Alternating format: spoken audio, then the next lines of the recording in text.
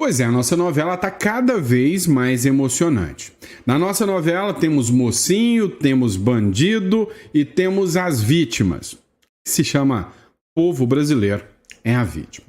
E nessa novela, cada capítulo nos deixa mais intrigado, como por exemplo, o Eduardo Bolsonaro, que agora busca sanções mais pesadas ao ministro Alexandre de Moraes e agora ele tem um novo foco: Argentina e União Europeia. Será que a piada virou pesadelo? Pois é. Para poder complementar as sanções contra o ministro Alexandre de Moraes, o Eduardo Bolsonaro, inclusive, fez uma consulta à Interpol e nessa consulta ele falou, em entrevista exclusiva para o Paulo Capelli. Já o Lula, ele causou um impacto. Em pleno momento que o Trump começa a passar o rodo no Brasil, começou hoje, uma medida que vai impactar muito o povo brasileiro do Donald Trump.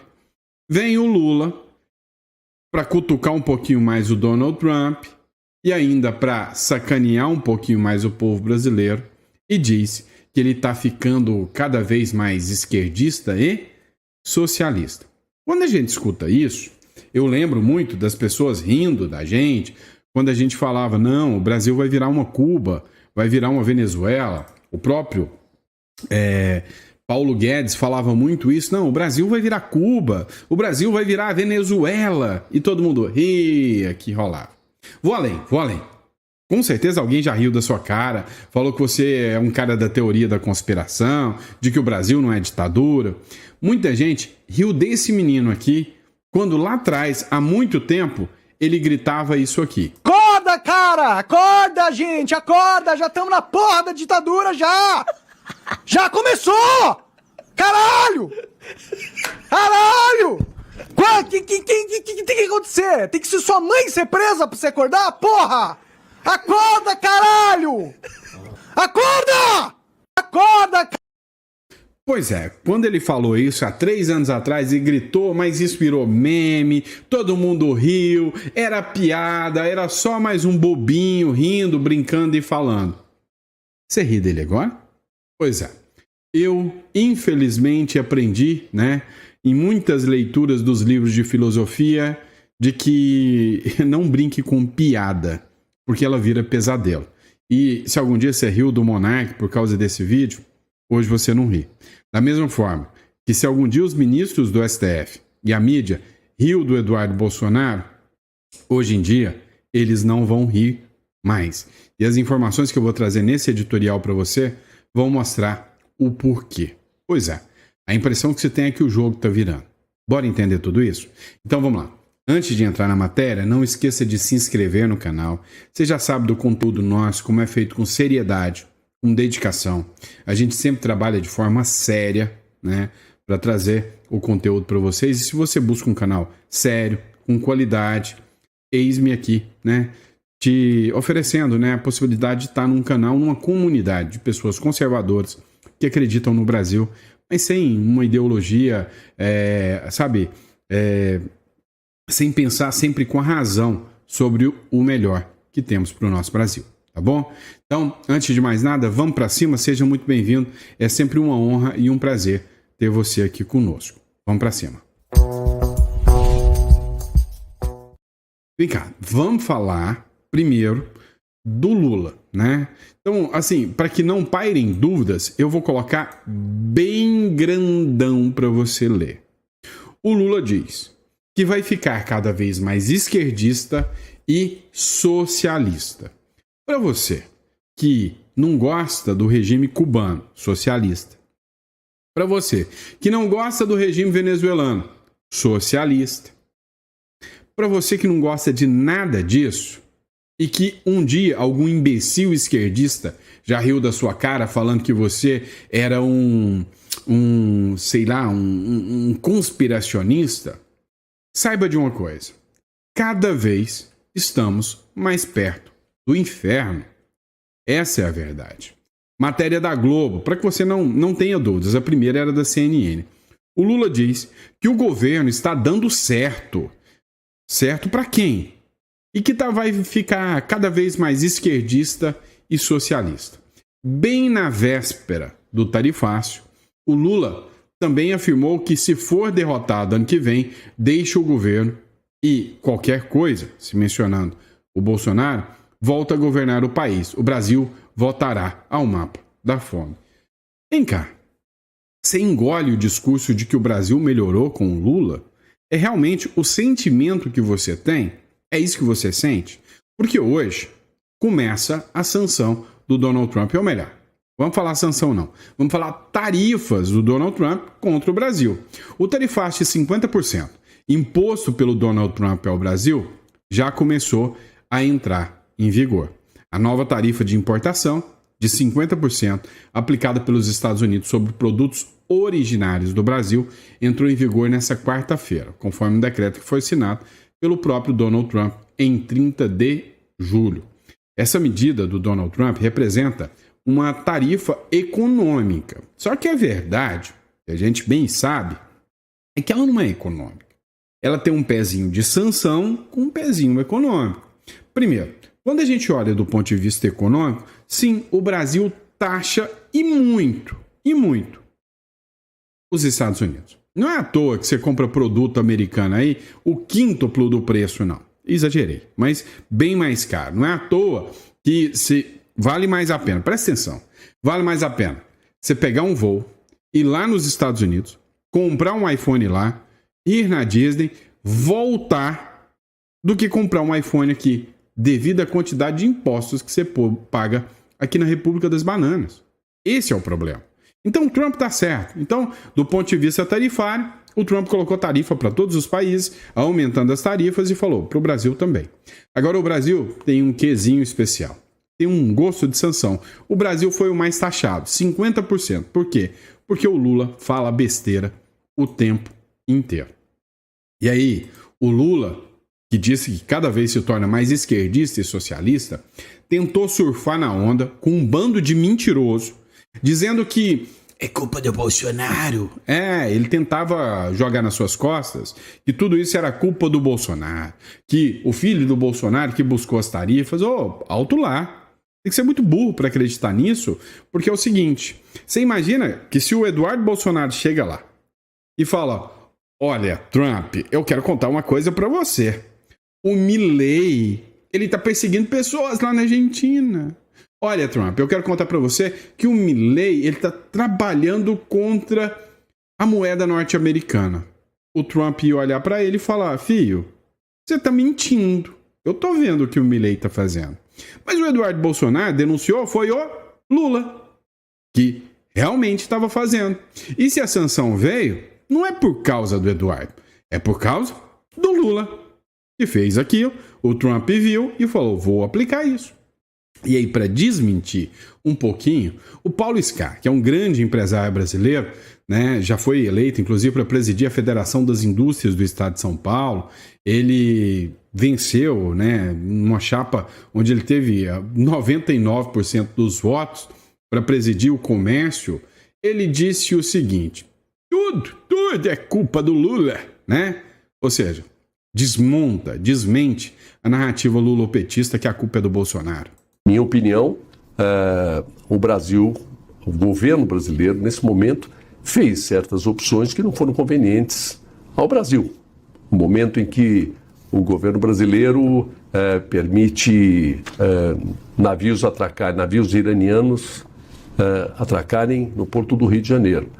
Não sei para que o vice-presidente do Brasil esteve na posse do presidente do Irã. Também não entendi muito do presidente Lula estar na Praça Vermelha por comemorações do Dia da Vitória. E depois de tudo isso, ainda numa reunião dos BRICS, o presidente do Lula discursar pela desdolarização, ou seja, todos esses gestos, todas essas ações, elas provocam nosso principal cliente de manufaturas, que é os Estados Unidos. Eu não entendo que seja uma boa política nós provocarmos, nós não estamos bem com os Estados Unidos, por várias razões, né? Os Estados Unidos são os maiores investidores, empresas americanas são os maiores investidores no Brasil. Nós temos 27% do investimento estrangeiro no Brasil acumulado, alguma coisa em torno de 300 bilhões de dólares, que são empresas brasileiras de capital americano. A nossa exportação de manufaturas, o mercado prioritário é os Estados Unidos. As relações do Brasil com os Estados Unidos, elas começaram há 200 anos. Né? Eu vou estar à disposição. Vamos lá, pessoal. Se eu fosse um esquerdista nessa hora, eu estaria falando assim, gente, vamos prender ele porque ele falou a verdade, né? Essa é a democracia dos esquerdistas. Mentiu em alguma coisa? Não, falou a verdade. Realmente é isso. Nós temos um anão diplomático que caça briga com um King Kong diplomático. E aí, fica ruim, é pra gente, né? Vamos lá, mas não para por aí não. Se você acha que o negócio pode piorar, acertou. Acertou em cheio, porque pode piorar e muito. Pois é. O Felipe Barros, que é o presidente da Credem. Credem é uma comissão que existe lá dentro do Congresso brasileiro, da Câmara dos Deputados, e ela é responsável por todas as relações internacionais legislativas. A Credem vai ouvir o ex-secretário do Donald Trump, né, o Mike Pence, sobre interferência do USAID no Brasil. A USAID era uma empresa, ou melhor, era uma ONG, um braço do governo norte-americano, que ele tinha desculpa que tratava de ações humanitárias. Mas, na verdade, eles bancavam o esquerdismo no mundo. Eles financiavam e interferiam em países para que a esquerda ganhasse naqueles lugares, de uma maneira não tão democrática, meu companheiro, não tão democrática. E aí o que aconteceu? Só para você entender. Esse cara, o Mike Pence, trabalhou dentro da USAID e disse o seguinte, olha, aqui no Brasil, se a USAID não tivesse interferido, porque o presidente da Suprema Corte brasileira, enquanto estava no TSE, articulou junto com essa empresa norte-americana e Joe Biden, você lembra daqui do Joe Biden, né? E com o Joe Biden, para arrancar o Bolsonaro do poder. Pois é, se isso aí que ele está falando for real, o negócio é grave, mas ele será ouvido. A Câmara dos Deputados vai ouvir o Mike Pence, ex-funcionário do Departamento dos Estados Unidos, que aponta uma possível interferência norte-americana no Brasil. A reunião vai acontecer na quarta-feira, informou o presidente da Comissão de Relações Exteriores e Defesa Nacional, o Credem, que é o Felipe Barros. Detalhe, por causa disso e de outras, o Felipe Barros está agora correndo o risco de pegar 22 anos de chilindró, cadeia, aqui na democracia das bananas. É, meu amigo. Segundo Mike Pence, Washington teria interferido nas eleições de 2022 por meio da Agência dos Estados Unidos para o Desenvolvimento Internacional, a USAID, ou USAID, né? O objetivo, de acordo com o ex-funcionário do governo norte-americano, seria impedir a reeleição do ex-presidente Bolsonaro, agora julgado por tentativa de golpe de Estado. Quem acredita nisso? Eu acredito. Eu acredito sim, acredito muito, tá? Só para ser claro para vocês. Vem cá. Você não é esquerdista, então você não riu do Eduardo Bolsonaro. Porque quando o Eduardo Bolsonaro foi para os Estados Unidos e falou, eu não volto para o Brasil, mas virou meme, fizeram chacota com a cara dele, agora ninguém brinca mais com o menino, será por quê? E aí ele mostrou que lá nos Estados Unidos, ele é um cara que tem muito mais influência que é o presidente da República. Olha que coisa, né? Matéria do SBT News. O Eduardo Bolsonaro pede sanções da Argentina. Será que ele consegue? Será que ele tem boas relações com o Milei ou o Lula tem melhor? Ele tem melhores relações. Então pediu sanções da Argentina e da União Europeia ao Brasil e a Moraes. Pois é, meu amigo. O deputado federal licenciado Eduardo Bolsonaro publicou nessa terça-feira, um vídeo discursando em inglês em que pede à União Europeia e aos países do Mercosul sanções contra o Brasil, contra o ministro Alexandre de Moraes, do Supremo Tribunal Federal. Segundo ele, o país vive uma, abre aspas, ditadura judicial disfarçada de justiça. fecha aspas. Em julho, o presidente dos Estados Unidos, Trump, impôs tarifas a bens e produtos brasileiros, citando supostamente arbitrariedades no julgamento de Bolsonaro por tentativa de golpe de Estado. Então, o Eduardo Bolsonaro agora está articulando. E aí, meu amigo, eu vou te falar uma coisa. Ninguém está rindo do Eduardo Bolsonaro mais. Inclusive, teve uma coisa bem interessante que aconteceu lá na Argentina do Milei, né?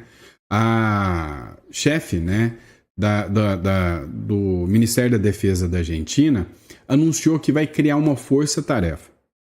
Presta atenção, olha o tamanho disso aqui. Vai criar uma força-tarefa através do Departamento Internacional de Investigação e vai se dedicar no estudo, na análise, na articulação, né, sobre desvendar quem fomenta, quem banca o primeiro comando da capital no Brasil e na América do Sul aqui todinha. E vai descobrir nomes ligados a essa instituição. Então vem cá, né? Segundo o secretário, ele falou, é uma organização criminosa, ela tem cerimônias de inicialização, tem rituais, tem características próprias de governo. Nasceu há 30 anos no Brasil e hoje domina grande parte do território brasileiro e está tentando avançar seus tentáculos para outros países da América do Sul. Será que isso aqui vai interferir, não vai interferir em relação a algumas figuras públicas do Brasil? Não sei. E aí, qual a sua opinião? Agora, uma publicação chamou muita atenção do próprio Eduardo Bolsonaro lá no Paulo Capelli. O Eduardo Bolsonaro, ele tem já na sua cabeça que ele vai articular, principalmente em prol da Carla Zambelli, que se a justiça lá da Europa, né, da Itália, deixar a Carla Zambelli livre, ela vai se tornar um braço forte em denúncias contra o ministro Alexandre de Moraes. Então ele já busca articulações com a Interpol para evitar qualquer tipo de prisão na Europa, porque ele teme, né, que o ministro Alexandre de Moraes determine a prisão dele pela Interpol. Lembrando que hoje é um brasileiro, indicado pelo Lula, que preside a Interpol. Dá uma olhada. Pretende viajar para a Europa em busca dessas sanções que o senhor já tem articulado à distância? Sim, pretendo ir ao Parlamento Europeu. Já tem um convite feito pelo parlamentar polonês Dominik Tarczyński, né, para viajar para lá, dentre outros países. Então, está na nossa rota. Eu só tenho que me assegurar de que eu não serei mais uma vítima do Moraes e fazer, né, gestões para descobrir se a Interpol está ou não pedindo a minha prisão. Eu acho difícil que a Interpol siga validando as decisões do Moraes, uma vez que ele já teve a extradição do Oswaldo Eustáquio negada pela justiça espanhola, a extradição do Alan dos Santos negada pelos Estados Unidos ainda durante o governo Biden, e mesmo os brasileiros, que o Alexandre de Moraes pediu a prisão e extradição na Argentina, em que pese meia dúzia ainda seguirem presos, o que é lamentável, nenhum deles foi extraditado. Também estender. Pois é. A articulação do Eduardo Bolsonaro começa a crescer, né? E aí, hoje, ele já não é tratado mais como essa piada, né? É tratado como algo preocupante pelo próprio sistema. E aí, a Carla Zambelli se torna, né, um desses alvos do Eduardo Bolsonaro para que se torne uma parceira, alvo no bom sentido, para que se torne uma parceira sobre as denúncias que acontecem aqui no Brasil, no continente europeu. Dá uma olhada, né? Mais um trechinho da publicação da matéria do Paulo Capelli aqui, publicada pelo irmão da Carla Zambelli, o Bruno Zambelli. Gigante, Eduardo vai atuar na Itália para evitar extradição da minha irmã Carla Zambelli. O deputado, então, pretende se encontrar com o vice-primeiro-ministro da Itália, o Matteo Salvini, que é muito próximo do senhor, para fazer essa articulação pela deputada Carla Zambelli, ou com a primeira-ministra Giorgia Meloni? Será um pleito seu também? Indo um pouco mais para a parte prática. Eu nunca me encontrei com a primeira-ministra Giorgia Meloni, né, mas se tiver a oportunidade, obviamente, gostaria de ter uma conversa com ela. O Salvini é uma pessoa que já é mais próxima, já trabalhamos juntos em outras pautas, e o Salvini, ele, em que pese ser do Lega, e a Giorgia Meloni do Fratelli d'Italia, ambos são de partidos de espectro mais à direita. Então, sim, pretendo buscá-los né? Não sei se terei sucesso, acho que com o Matteo Salvini, se tiver agenda, provavelmente é mais fácil, mas eu pretendo denunciar essa perseguição também à deputada Carla Zambelli, um processo muito rápido que ocorreu e que jamais, né, para mim, viola o princípio do juiz natural, ela ter sido julgada pelo Alexandre de Moraes. Certamente, se ela tivesse metido a mão nos cofres públicos e roubado os velhinhos do INSS, ela jamais estaria sofrendo essa prisão. Precisa desenhar, né? Falou tudo, falou tudo. Se fosse uma corrupta, provavelmente, né, estaria muito bem, né? E aí, o último ponto dessa entrevista do Eduardo Bolsonaro foi acerca da possibilidade de se tornar senador da República. Pois é, lá no Metrópolis, ele deixou bem claro que a inelegibilidade dele aqui no Brasil é inevitável, mas ele citou nomes a serem possíveis candidatos, né, a Senado pelo estado de São Paulo. Agora, se eu não puder me candidatar e a gente tiver a possibilidade de ter eleições ano que vem, o que eu acho muito difícil, existem nomes bons na política de espectro mais à direita.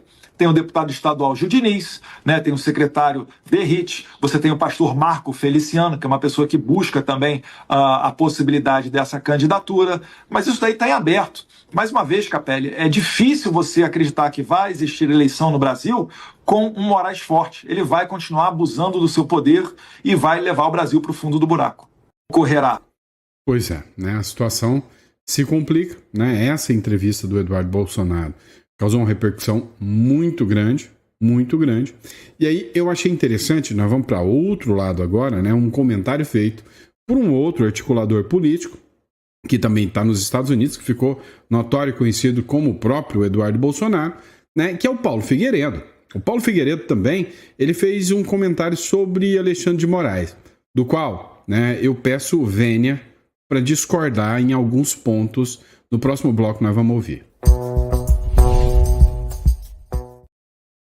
É o seguinte, o Paulo Figueiredo, ele fez, né, uma publicação no seu canal do YouTube, o Paulo Figueiredo Show, onde, né, ele publicou isso ontem, 5/8, à noite, onde fala que acabaram todas as fichas do ministro Supremo Alexandre de Moraes. Mas que as nossas, né, ou seja, se referindo a ele e ao governo norte-americano, não acabaram. Haverá respostas dos americanos, afirma o Paulo Figueiredo. Eu quero que você ouça aqui comigo. O Alexandre vai fazer o que agora? O maior líder político do Brasil está preso. Quais são as suas fichas agora, Alexandre? Já mandou me prender, não adianta. Prendeu o Eduardo também não adianta, porque a Interpol vai rir da sua cara. Você é sancionado internacionalmente. Como você pode escalar mais a situação? Acabaram as suas fichas. Acabaram as fichas do Alexandre. O medo constante de, meu Deus, se ele fizer isso, vai prender o Bolsonaro. Se fizer aquilo, vai prender o Bolsonaro. Prendeu o Bolsonaro. E aí? As suas fichas acabaram. E as nossas? As nossas não. As nossas não. Porque você tem alguma dúvida, meu caro Padawan, que haverá resposta dos americanos? Se vocês têm, se vocês tinham, não tem mais. Porque eu espero que vocês tenham visto as autoridades americanas falando sobre a prisão do presidente Bolsonaro. Vejam, por exemplo, o próprio Departamento de Estado. Segundo o pronunciamento do Escritório para Assuntos do Hemisfério Ocidental do Departamento de Estado, o ministro, abre aspas, o ministro Alexandre de Moraes, já sancionado pelos Estados Unidos por violações de direitos humanos, continua usando as instituições brasileiras para silenciar a oposição e ameaçar a democracia. Impor ainda mais restrições à capacidade de Jair Bolsonaro de se defender publicamente não é um serviço público. Deixem o Bolsonaro falar. Os Estados Unidos condenam a ordem de Moraes que impôs a prisão domiciliar a Bolsonaro e responsabilizar, essa parte é importante, e responsabilizarão todos aqueles que colaborarem ou facilitarem condutas sancionadas. Mais claro, impossível. E o Alexandre vai fazer o... Vamos lá. Eu tenho que fazer aquele papel do cara chato, né? Do cara... Como que eu posso dizer, né? Do pessimista. O Paulo Figueiredo disse que as fichas do Alexandre de Moraes acabaram e que agora só sobram as fichas americanas.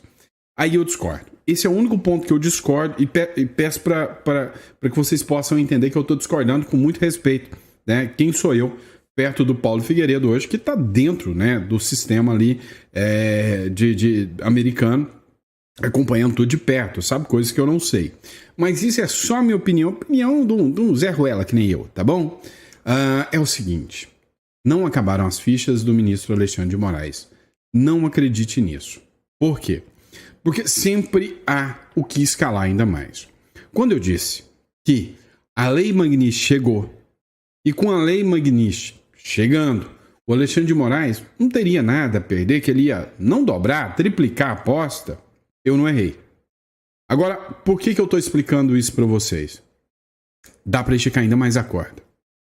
Dá para Alexandre de Moraes arriscar, mandando o Bolsonaro para uma cela comum, lá no meio dos criminosos do PCC.